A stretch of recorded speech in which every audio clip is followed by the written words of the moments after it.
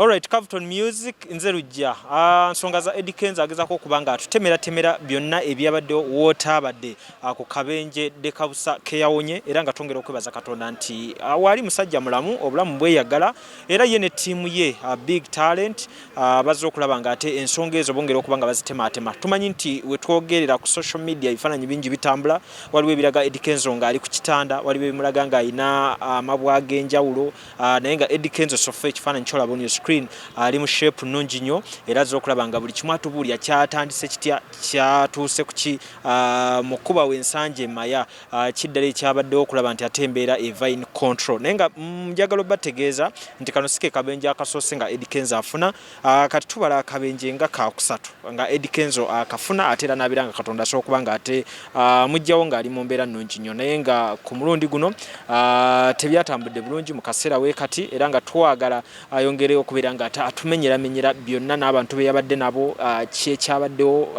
basobodde batya okuvvuunuka ng'oggyeko Katonda then still nabo atubuulire bali mu mbeera ki so n'olwekyo njagala okusooka okubaza abasponsors baffe tutambula nabo abasozo properties tutambula nabo bano bagula ebintu ebikozeeko eby'omungi restaurants gym saloon basangibwa Kireka Kamuli Road n'ennamba z'essimu we ziri awo ku WhatsApp Facebook banoonye kojja bafuna nga bikyali mu mbeera nnungi abakato Accra Construction bakuba plan z'amayumba basobola okuzimbira biodigester septic tank ez'omulembe guno oba toilet go kyonna kyokiyise kati zirya space teziwunya za sente ntono nnyo genda otese nabo ku WhatsApp number gye balinawo n'ennamba z'essimu oba nalukolongo ku offices zaabwe Ziwa and Sons bano bo bakusupplyingire ebintu ebikozesebwa mu kisenge okuli amasooka duvet mosquito nets kalonda yenna ow'omulembe abasangibwa ku Mukwano Arcade baba baguddewo then n'ennamba z'essimu nabo weziryawo mpola omukyala Mariam Massa omukyala muyimbi omukyala muzadde ensonga z'abaana azitegeera nnyo ku YouTube Mariam for Children, Facebook Mariam Music. Abakasamitala Cargo and Logistic Company bano kye bategeera kwe kusaabaza ebintu okubijja China nga babireeta mu Uganda oba okubijja mu Uganda nga babitwala China mu nnaku 3 kunya ku 5 basangibwa ku Total ekizimbe kisangibwa kumpi ne Jesco Plaza mu kibuga wakati oba osobola okubanoonyako ku namba zaabwe ez'essimu balina ye China nga wojja wansawo then saako n'eze Uganda nga woziraba wansawo so mu mbeera wetyo mu nzikiriza tubeere nga tweyongerayo n'emboozi ya Eddy Kenzo oy'olukuba nti yavvuunuse akabenje kano era kinajjukirwanga nti ennaku z'omwezi 5 omwezi ogw'omunana 2021 Eddy Kenzo yasimatuka akabenje yali agenda mulombe n'emikwano gye ne ab'enganda ze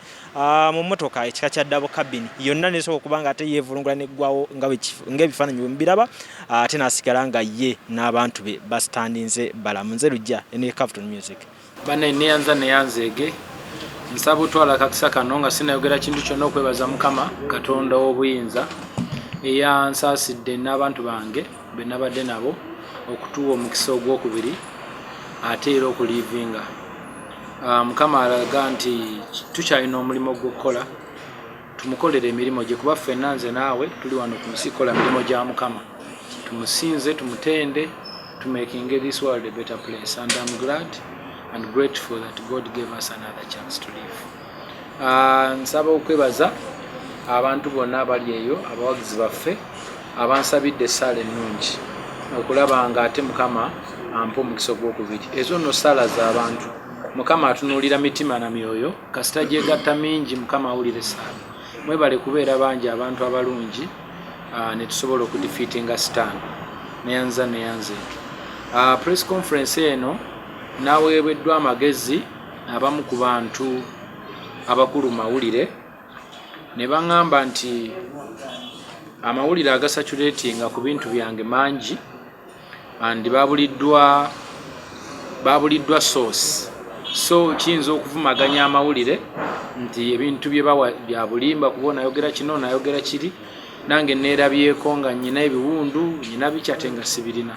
nensalawo nange mpulira omulanga gw'abakulu nzije ku lw'erinnya ly'amawulire nange kuba amawulire nze ge gantuusiza wendi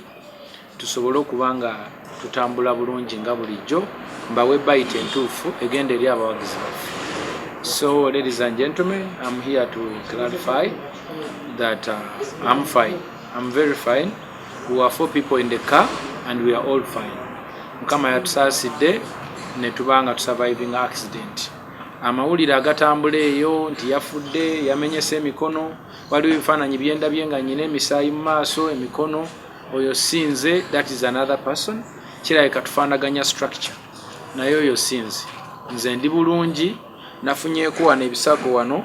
naye tebitiisa wadde n'akatono ate ne bannange be nabadde nabo mu mmotoka nabo bali bulungi tuli under doctor's instructions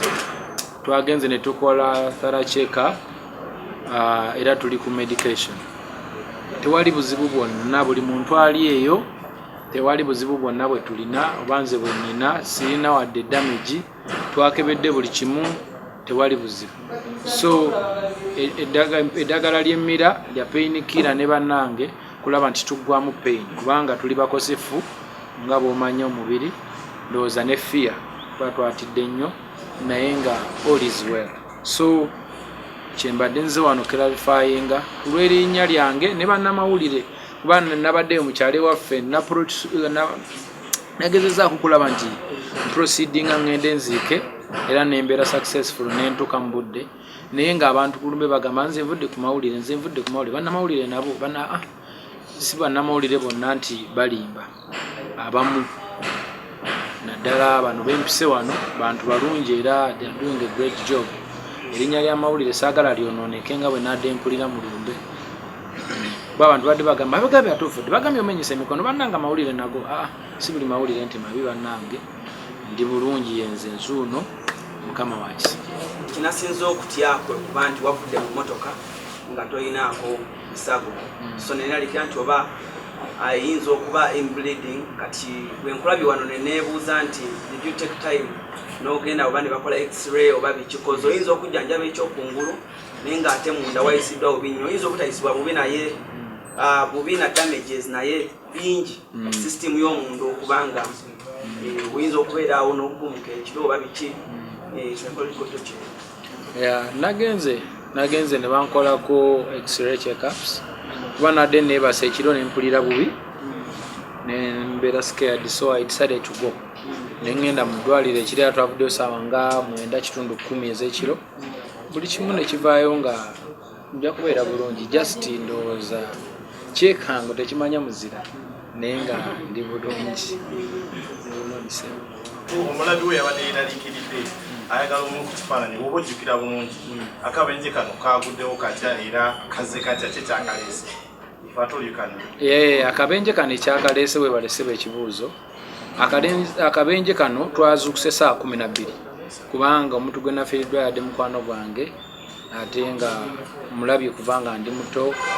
kati yanumye nnyo so nze nabaddeyo omukubategesi olumbeerwe kati nensalawo nkere nnyo ku saa 12 ntuukeyo mu budde nsobole okukiryalinga bills n'okutegeka okulaba nti tumuziika bulungi kati twakedde nnyo bayisaawa 12 twabadde ku kkubo saate zaali ziwere ng'emu kitundu awo was approaching a billing tutuuka awo twafunidde obuzibu kuba twasoose kubaako bantu wetupikinga obudde ndowooza ekiro kuba yadde etonnyeko katono kati ekkubo lyabadde liri weti ate awantu awo baŋŋambye abantu bafunirawo nnyo obuzibu awo wetwagudde bayitawo maya ng'ogenda ku petrol station bagitaani Starbucks baŋŋambye waliwo akantu akabuuka emmotoka bwegwamu ebanga ebuuka bweti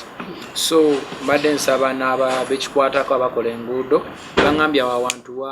wakosa abantu bangi mosi special ababoda baŋŋambye bafunirawo nnyo obuzibu kati ekkubo lyadde liseerera bwe yaguddemu bweti netandika okuzunga nezunga mpaka weyatutuusiza netusula mu trench tubaza mukama nti yatusudde mu trench awo osanga singa twagudde ku kkubo flat ebi twandibadde tuggwawo ne mukama yatuyambye netugwa mu mwala tusobola okuba nga tusurvivinga naye emmotoka yo yaweddewo obwiki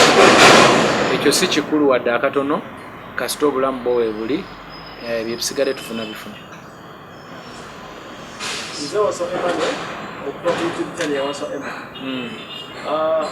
kyembuuzamu kano yabadde emmotoka kika kya double cabin yabadde asente nameka nensuubira okuddawo simanyi oba enaddawo okusinziira bwefaanana naye motoka ezo zanjawulo bazitunda bbeeyi zanjawulo. Eyange nagigula ndala n'endala ndala, so saagala nnyo okudda mu miwendo kubanga zisiŋŋana myaka naki, and I don't think it's important okuleeta emiwendo gy'essente mu mawulire. Waliwo ebitambula ku social media era ne crime scene waddewo abagamba ababaddewo abadde balaba nti Eddy mu mmotoka gyewabaddemu mwabaddemu n'omukyala yo omukyala embeera ya eryetya embeera eryetya abaddemu ne family ekitegeere abaddemu ne family nyina abantu abakulu abava ku kyalo gyenva nga babeera Kampala, so nyina be nabadde mpaddeko lift essebo nabo badde bagenda kuziika kuba oli mutuuze waffe essebo. Kisembayo accident eyo bigamba okuba nti esimu eyo yatwalibwa ate wano enkulengedde endaba essimu. Waliwo eyabuze simu yabuze naye nabadde mu fiya kati sijja kulema nti manyina amayitire bw'abayo eyo akalina no business phone ekiteyisina nene eri awo. There is some very good important contacts zenkozesa for business. Bw'obanga oli eyo kaleete nja kuwaayo ekirabo kubanga end of the day tewali nnyo kinene, si smartphone nti onaabako gw'ogiguza, so you just bring it back. Honestly speaking, nze nakeera ku makya nenzikiriza Katonda. Bw'okkiriza Katonda, Katonda akugamba bw'oba tomugaseeko kintu kirala n'okkiririza mu ye era n'omwesiga buli kimu. Like for example, Katonda agamba nti ye katugambe nti swimming pool ogigwamu wena n'obuliramu,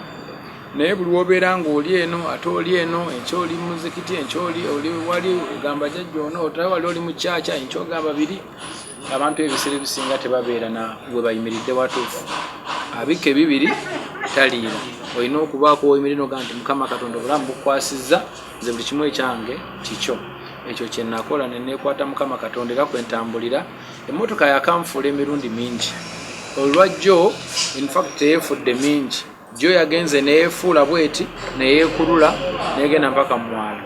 ng'eri eti. Naye accident eri gye nasooka okufuna emmotoka yenyola emirundi ndowooza ng'ena neddawo neeyimirira. Emmotoka yonna naggwawo, saasula nagitunda, bagitwalira bwerere, naye Mukama namponya, Mukama nampa obulamu. Mu bulamu bwe yampa nensobola okuba nga ndeeteramu ebintu bingi. By then nali sinaba kuyimba nnyimba nga Sityarosi, nenziyimba Nice and Lovely, ne tuleeta awards wano ez'amaanyi. Mukama n'abanga asobodde okututuusa wantuusizza nawe woolaba. Of course ekintu ekyo kigenda kuleeta ekifaananyi kirungi nnyo gye bujja. Abaana baffe oba n'abaliwo kati abagenda okujja, they are going to do more great things just because balina gwe balabye akikoze, so they believe it's possible. So ndowooza Mukama yali ankomezaawo nkola omulimu ogwo, kati Mukama yannyongedde chance ey'okubiri. Ndowooza era alina kyayagala nkole, era ndi ku maviivi okusaba Mukama anzikirize nsobole okumukolera emirimu gye kubanga nange nyina bye neetaaga okukola bingi ahead of time.